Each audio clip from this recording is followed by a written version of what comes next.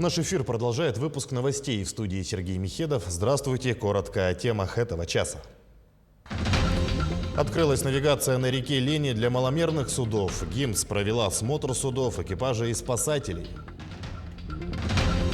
Поставить прививку неподалеку от торгового центра – это удобно, а главное – быстро. Выездной пункт вакцинации развернулся в центре Алдана. Школьники Якутии сдали единый госэкзамен по русскому языку. Сегодня завершился второй день испытаний. В каких условиях школьники сдают ЕГЭ? Лодка столкнулась с паромом на реке Лени близ Якутска. Пострадали 3 человека. По информации транспортной прокуратуры, сегодня утром лодка «Волжанка» с 10 пассажирами следовала из Якутска в Нижнебестях и столкнулась с паромом СК-2016. В результате пострадали 3 пассажира лодки. Их доставили в республиканскую больницу номер 2. Паром повреждений не получил. Степень повреждений «Волжанки» уточняется. На месте происшествия работают сотрудники транспортной прокуратуры и следователи. Ведется проверка. Якутской транспортной прокуратурой инициировано проведение проверки по факту столкновения пассажирского катера «Волжанка», перевозившего пассажира по маршруту Якутск-Нижнебестях, с паромом СК-2016 Ленского объединенного речного пароходства. На место происшествия выехала следственно-оперативная группа в составе представителей транспортной полиции и Следственного комитета на транспорте. Организовано проведение проверки в порядке, предусмотренном процессуальным законодательством. В целом, навигация на реке Лени для маломерных судов открылась накануне. Сегодня руководство ГИМС провело осмотр судов, экипажей и спасателей. Проверили наличие удостоверений, жетонов, свидетельств на право управления маломерным судном, а также осмотрели укомплектованность. Также в торжественной обстановке чествовали юных героев столицы региона. Напомним, 25 апреля ученики 23-й школы, гуляя в районе Площади Победы, увидели детей, провалившихся под лед. Школьники, не раздумывая, бросились на помощь, после чего совместными усилиями помогли выбраться ребятам из ледяной воды. Юным спасателям вручили благодарственные письма и ценные подарки. Мы долго не раздумывали, сразу к ним пошли. Еще я видел рядом с нами какого-то мужчину. Малик побежал, так как он был самый первый. Он пошел сразу за девочкой, вытащил ее и сам упал под лед. Я пошел за Маликом и тоже упал. Я выбрался. Юра пошел к нему поближе, но он решил, что без палки, то есть ничего особо не сделать. Я взял палку и начал Малика вытаскивать. И тот дядька уже вытащил мальчика. Третья группа курсантов в рамках проекта «На вахту 14.рф» сегодня отправилась в город Нерюнгри. Их трудоустроят в компанию «Колмар». В данном потоке числятся 13 человек. Все они прошли обучение и полное медобследование. Обеспечить работой в промышленных компаниях местных кадров теперь проще благодаря проекту «На вахту 14.рф». Разработан механизм по привлечению населения из сельских районов, а также городских округов. Такая система облегчает поиск кадров для компаний, а людям помогает найти работу. Проект создан для решения задач по увеличению доли местных работников в промышленных, строительных и других производственных отраслях.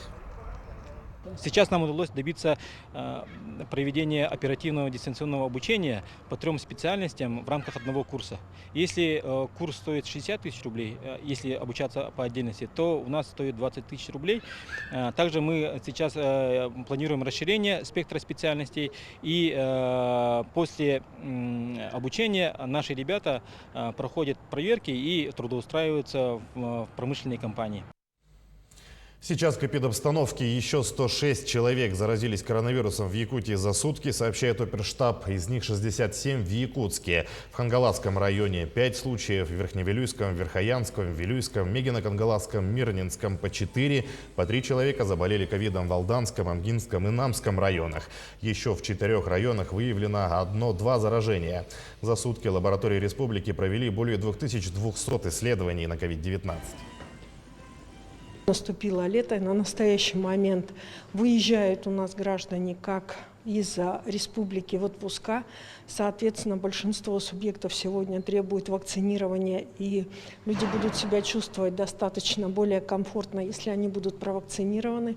И кроме того, из города Якутска в районы начали приезжать дети. Обращаю внимание на семьи тех, кому дети приезжают. Безусловно, в наши поликлиники, наши учреждения здравоохранения готовы вас провакцинировать. Получить прививку на площади неподалеку от торгового центра – это удобно, а главное – быстро. Так считают жители Алдана. Идя на работу, домой или в магазин, по пути люди получили первый компонент вакцины. Выездной пункт вакцинации развернулся в центре города. Его посетила Татьяна Вахнина. Несмотря на солнечный день, прием и вакцинирование пациентов проходит в полутьме. Однако недостаток освещения сложности не представляет. Прививочный кабинет оборудован прямо в салоне мобильного центра здоровья. Пункт вакцинации против COVID-19 развернулся в центре города. Я сама всегда ставлю все прививки, я вакцинируюсь, и поэтому всем рекомендую. Особенно у кого есть такие хронические заболевания, которые потом тяжело переносят эту болезнь, то лучше, конечно, провакцинироваться. Выездной пункт вакцинации работал до самого вечера. Недостатков в пациентах не было. Многие шли к специализированному автомобилю целенаправленно. Некоторые получили прививку, что называется, по пути, отправляясь по делам. Такой способ вакцинации алданцы нашли очень удобным. Да, конечно, удобно. Пришел, поставил, не надо в очереди стоять. Но решился, просто болеть не хочется. Вот и все. Вакцина против COVID-19 сохраняет активность в замороженном виде. Многократному оттаиванию она не подлежит. Ампулы содержались в специальном контейнере с хладосодержащими элементами. Первоначально взятое фельдшерами количество препарата быстро закончилось. Сотрудники поликлиники подвезли работающим на выезде коллегам еще 2 десятка доз. Ну да, утром было очень много, активно сразу пришли, да, люди. Проставили где-то 30 доз мы уже поставили. Непосредственно перед инъекцией каждому пациенту надлежало заполнить анкету и пройти осмотр. В выездном пункте процедура вакцинирования проходила по всем правилам. Долго думала, ставить прививку или нет, но так как едем в отпуск, решила поставить, чтобы не было проблем у нас с путешествием, потому что едем в ближнее зарубежье, там, если заболеешь, никто тебе не поможет. Первый компонент вакцины получили несколько десятков алданцев. На вторую инъекцию прививочного цикла люди придут спустя 3 недели. Аналогичный пункт вакцинации против COVID-19 был развернут и в поселке Нижний Куранах. Татьяна Вахнина, Георгий Баранов, Алдан. Школьники Якутии сдали единый госэкзамен по русскому языку. Сегодня завершился 2-й день испытаний. Согласно рекомендациям Роспотребнадзора, перед началом экзаменов и после их завершения в помещениях проводят генеральную уборку. У всех входящих в здание школ измеряют температуру, установлены дозаторы с антисептиком для рук. Учитывается и рассадка в классах по одному за партой, а также маски и перчатки у всех участников испытаний. Всего в республике 231 пункт проведения экзаменов. Например, в 26-й школе Якутска ЕГЭ сдавали 120 детей. Сегодня учреждение посетил председатель правительства региона Андрей Тарасенко. Он встретился с учителями, осмотрел подготовленные аудитории и оборудование. Результаты экзамена по русскому языку объявят 22 июня. Первый день вчера прошел очень организованно. Никаких апелляций. Все прошло в штатном режиме. Русский язык, допустим, 3 часа 30 минут.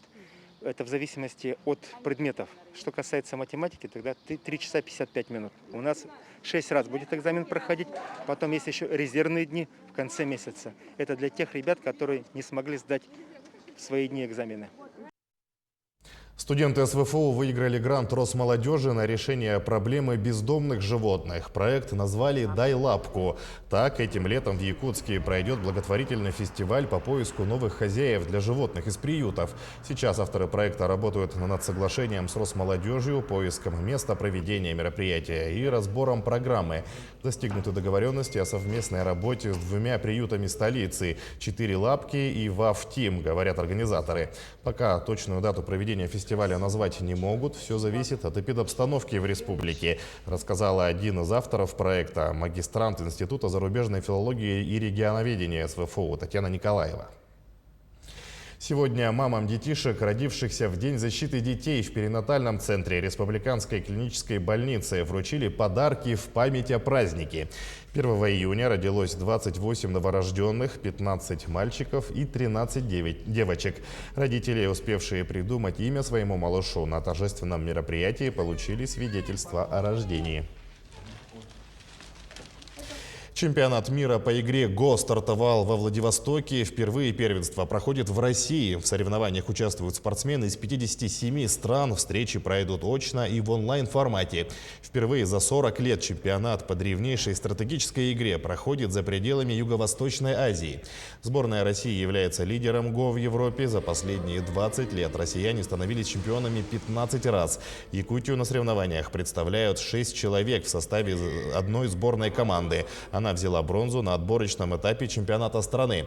Кроме этого, в составе оргкомитета мероприятия числится глава Якутии Айсан Николаев. Чемпионат мира по игре «Го» пройдет с 3 по 9 июня в кампусе Дальневосточного федерального университета. Согласно исследованию сервиса TravelAtta.ru, отдохнуть этим летом в России будет дорого. Стоимость путевок увеличилась на 36% в сравнении с прошлым годом. Зарубежные поездки обойдутся россиянам еще дороже, да и не во все места можно выехать. Часть стран все еще закрыты. Как свой отпуск планируют провести линчане, узнавали наши коллеги. Лето, период отпусков и та самая пора, когда билеты в другие города и страны раскупаются практически мгновенно. Людей привлекают золотые пляжи и ласковое море. В России, по прогнозам метеорологов, купальный сезон начнется в середине июня. Но отдыхать на пляжах предпочитают не все. По данным порталов Работа.ру и Сберавто, таких желающих оказалось 23%. Еще 21% намерены поближе узнать города России. 20% проведут отпуск дома. 17%, несмотря на ухудшение педобстановки, готовят чемоданы в заграничную поездку. 19% населения страны проведут отпуск на даче или в туристическом походе. На море собирается каждый третий. Не знаю, на море надо съездить. Где-нибудь в сентябре. На море с сыном. Когда в вместе? В июле? Я собираюсь поехать в летний лагерь «Алмаз», а потом к бабушке в деревню. Самый популярный месяц – август. Самое популярное направление в России – Крым. В бархатный сезон морская вода максимально прогрета. Фрукты и овощи в разы дешевле. Но и в другие месяцы Крым не пустует. После того, как Крым вошел в состав Российской Федерации в 2014 году, интерес еще более к этому месту проявился. Поэтому мы в 2015 году первый раз поехали посмотреть, начали ощутить. Ведь для меня отпуск это всегда связан с водой. Если нет в отпуске ни на речке, ни на море, то это очень дело. 16% опрошенных готовы потратить на отпуск до 40 тысяч рублей. На 20 тысяч больше планируют потратить еще 8. Раскошелиться на 60 тысяч рублей за человека готовы около 9%. Представители туристических фирм отмечают, в этом году путевки выросли в цене, но это не мешает развитию внутреннего туризма. В связи с тем, что закрывают у нас границы все, да, Россия поднимает на 30%. В принципе, ценники сейчас, если на семью, меньше 100 тысяч, чтобы с трехразовым питанием, и чтобы все было включено, невозможно сейчас путевок найти. Начиная с июля, заканчивая сентябрем. Это вот самые популярные такие вот месяца, да. Путешествовать по стране становится выгодней по программе возврата туристического кэшбэка. Оплатив билеты картой «Мир», можно вернуть 20% от их стоимости, но при условии, что ваша поездка продлится не менее 2 ночей. Ксения Журавлева, Анастасия Белокреницкая, телеканал «Алмазный край». К этому часу это все новости. Оставайтесь с нами.